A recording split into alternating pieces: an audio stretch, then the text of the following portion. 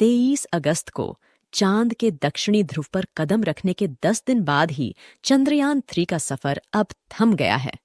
14 दिनों के लिए भेजा गया चंद्रयान मिशन को अचानक 10 दिनों में ही खत्म करना पड़ा। इसरो ने 23 अगस्त की शाम चांद के दक्षिणी ध्रुव पर अपने चंद्रयान-3 की सफल लैंडिंग करवाकर पूरी दुनिया को चौंका दिया था। और अब 2 सितंबर को इसरो ने सूर्य की रिसर्च करने के लिए अपना आदित्यलवन अंतरिक्षयान लॉन्च कर दिया है। 2 सितंबर की दोपहर को भारत के लोग एक तरफ आदित्यलवन के सफल प्रक्षेपण को लेकर खुशियां मना रहे थे, वहीं दूसरी तरफ अचानक चंद्रयान-3 को लेकर एक ऐसी खबर आई कि इसरो के कंट्रोल रूम में हड़कंप मच गया। इसरो के वैज्ञानिकों के हाथ पांव फूल गए। दरअसल चंद्रयान-3 के प्रज्ञान रोवर से इसरो के वैज्ञानिकों का संपर्क टूट गया। प्रज्ञान रोवर अचानक चांद की सतह से गायब हो गया और एक लंबी नींद सो गया। अब प्रज्ञान रोवर का इसरो से संपर्क कैसे टूटा और ऐसा क्या हुआ कि प्रज्ञान रोवर अचानक चांद की सतह से गायब हो गया? क्या इसरो के वैज्ञानिकों की गलती की वजह से गायब हुआ चंद्रयान-3 का रोवर? इसरो प्रमुख एस सोमनाथ ने इस बारे में क्या कहा? इन सभी सवालों के जवाब में आपको इस वीडियो में देने वाली हूं, तो आप बने रहे मेरे साथ इस वीडियो में अंत तक। लेकिन आप एक देशभक्त की तरह इस वीडियो को लाइक कर इसरो के वैज्ञानिकों के लिए कमेंट में जय हिंद जरूर लिख दे। दरअसल दोस्तों, 23 अगस्त को चंद्रयान-3 ने जब चांद की सतह पर लैंड किया था, तब पूरी दुनिया ने चांद के दक्षिणी ध्रुव को पहली बार देखा था। इससे पहले पूरी दुनिया चांद के इस भाग से अनजान थी। अमेरिका और रूस ने जो अपने अंतरिक्ष यात्री और मून मिशन भेजे थे, वो सब चांद के उत्तरी ध्रुव पर ही लैंड कर गए। भारत को छोड़कर किसी भी देश ने यहां पर आज तक कदम नहीं रखा है। इसके पीछे बहुत रहस्य छुपे हुए हैं। चांद के दक्षिणी ध्रुव की सतह बहुत ही डरावनी और भयानक रहस्यों से भरी पड़ी है। अमेरिका के अंतरिक्ष यात्री नील आर्मस्ट्रॉन्ग ने भी कहा था कि दक्षिणी ध्रुव पर कुछ रहस्य ऐसे हैं जिससे अभी तक मानव अनजान है। उन्होंने साफ तो नहीं बताया, लेकिन शायद उनका इशारा एलियंस की तरफ था। दोस्तों, अब आप सोच रहे होंगे कि चांद का दक्षिणी ध्रुव इतना भयानक क्यों है, तो आपको बता दूं कि दक्षिणी ध्रुव चांद का वह हिस्सा है जहां पर सूर्य की रोशनी बेहद कम पहुंचती है और ज्यादातर भाग में अंधेरा ही रहता है। इतना ही नहीं, यहां पर बहुत गहरे और बड़े बड़े गड्ढे भी मौजूद हैं। इनमें से कई गड्ढे तो कई किलोमीटर गहरे भी है, जिनमें आज तक कभी सूरज की रोशनी नहीं पहुंची है। माना तो यह भी जाता है कि इन अंधेरे गड्ढों में ही एलियंस का निवास रहता है। हमारा चंद्रयान-3 का लैंडर भी ऐसी ही सतह पर लैंड किया था। लैंडिंग करने के 4 घंटे बाद लैंडर विक्रम ने अपनी गोद से प्रज्ञान रोवर को धीरे धीरे चांद की सतह पर उतार दिया था, और वह प्रज्ञान रोवर पिछले 10 दिनों से चांद की सतह पर चहलकदमी कर रहा है। इस दौरान रोवर प्रज्ञान ने चांद की सतह के कई वीडियो और तस्वीरें इसरो को भेजी और चांद के कई रहस्यों से पर्दा जरूर उठा दिया। रूस और अमेरिका ने तो कभी यह सोचा भी नहीं था कि भारत का चंद्रयान इतना कुछ भी कर सकता है। बीते दिन सतह पर घूमते घूमते रोवर प्रज्ञान ऐसे ही किसी एक गड्ढे के पास पहुंच गया। रोवर में लगे सेंसरों ने तुरंत उस गड्ढे को देख लिया और रोवर को उस गड्ढे के नजदीक से निकाल लिया। रोवर प्रज्ञान तो उस गड्ढे में गिरने से बच गया, लेकिन उसमें लगे सेंसरों ने अपना काम कर दिया। उन्होंने उस गड्ढे ऐसा खजाना ढूंढ लिया जिसे देखकर दुनिया हैरान रह गई। प्रज्ञान रोवर ने उस गड्ढे से ऑक्सीजन और सल्फर समेत कई खनिज पदार्थों के होने की पुष्टि की है। इसरो ने बताया कि लैंडर विक्रम तो जिस जगह पर लैंड किया था वहीं खड़ा है, लेकिन रोवर प्रज्ञान इन 10 दिनों में चहलकदमी करता हुआ लैंडर विक्रम से लगभग 100 मीटर की दूरी पर चला गया है। दोस्तों, चांद के दक्षिणी ध्रुव पर रिसर्च करने में 2 ही मुख्य परेशानी आती है। पहली, लैंडर को सफलतापूर्वक चांद की सतह पर लैंड करवाना, और दूसरी, लैंडर और विक्रम के साथ धरती से संपर्क बनाए रखना। लेकिन इन सबसे बड़ी समस्या है चांद की सतह पर लैंडर और प्रज्ञान को जीवित रखना।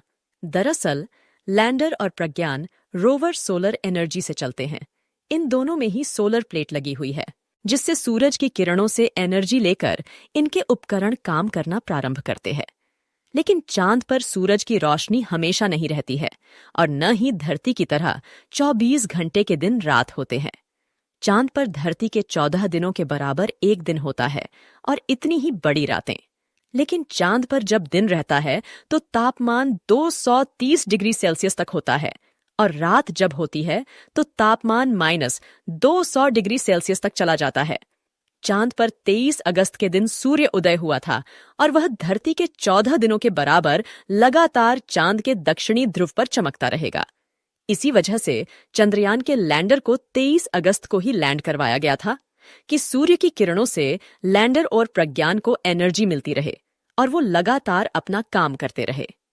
हुआ भी ऐसा ही। लैंडर और प्रज्ञान लगातार अपना काम कर रहे हैं, लेकिन अब इन्हें अपना काम रोकना पड़ेगा क्योंकि चांद की जिस सतह पर ये काम कर रहे हैं वहां से सूर्य की किरणें लगातार दूर होती जा रही है और अब वहां 14 दिन तक रात होने वाली है। जब सूर्य की रोशनी कम हो जाएगी तो चंद्रयान 3 के उपकरणों को एनर्जी नहीं मिलेगी, जिससे वे काम करना बंद कर देंगे। सभी उपकरण एक साथ बंद न हो और एक साथ इनका संपर्क इसरो से न टूटे, इसके लिए इसरो के कंट्रोल रूम से वैज्ञानिक रोवर प्रज्ञान के एक एक उपकरण निष्क्रिय करके देख रहे हैं कि वो सिग्नल काम कर रहे हैं या नहीं। बीते दिन इसरो ने सोशल मीडिया पर बताया कि रोवर प्रज्ञान को अब चैन की नींद सुला दिया गया है। रोवर प्रज्ञान को चांद की सतह पर सुरक्षित पार्क कर स्लीप मोड में डाल दिया गया है। इसके सभी जांच करने वाले पेलोड्स को भी बंद कर दिया गया है। इसमें मौजूद सारा डेटा धरती पर इसरो को भेज दिया गया है। अब रोवर प्रज्ञान और विक्रम लैंडर का कोई भी उपकरण चालू नहीं रखा जाएगा जिससे उनकी बैटरी फुल चार्ज रहे। रोवर प्रज्ञान तो अब इसरो से संपर्क में नहीं है, लेकिन लैंडर विक्रम का रिसीवर ऑन रखा गया है। रोवर प्रज्ञान से लैंडर विक्रम संपर्क में है। ऐसे में इसरो अब एक कड़ी बनाकर काम कर रहा है जिससे उनकी बैटरी कम से कम खर्च हो। अब आप सोच रहे होंगे कि इस मिशन का अब आगे क्या होगा। रोवर प्रज्ञान अब फिर नींद से कब जागेगा? दरअसल चांद के दक्षिणी ध्रुव पर जहां प्रज्ञान रोवर मौजूद है वहां अब रात होने वाली है और दोबारा सूर्य उदय 22 सितंबर के दिन होगा।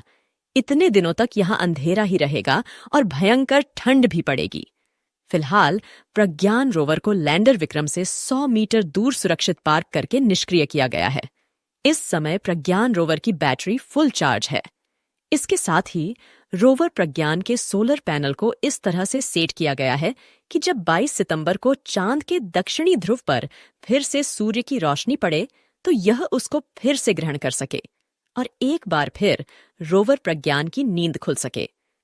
अब आपके मन में यह सवाल जरूर आ रहा होगा कि 22 सितंबर को अगर प्रज्ञान रोवर की नींद नहीं खुली तो आपका यह सवाल भी जरूरी है, क्योंकि चांद की सतह पर रात के समय तापमान -230 डिग्री सेल्सियस से भी ऊपर चला जाता है। इतनी ठंड में कोई भी उपकरण काम करना बंद कर देता है और बैटरी भी खराब हो जाती है। ऐसे में आपके इस सवाल का जवाब इसरो प्रमुख एस सोमनाथ ने खुद देते हुए कहा कि अगर किसी कारणवश अगले सूर्योदय पर रोवर प्रज्ञान की नींद नहीं खुलती है, वह एक्टिव नहीं हो पाता है, तो इस हालत में यह भारत के चंद्र राजदूत की तरह हमेशा के लिए चांद की सतह पर मौजूद रहेगा। अगर रोवर प्रज्ञान और लैंडर विक्रम 22 सितंबर को एक बार फिर जाग जाते हैं तो अगले 14 दिनों तक फिर से चांद पर रिसर्च करना शुरू कर देंगे।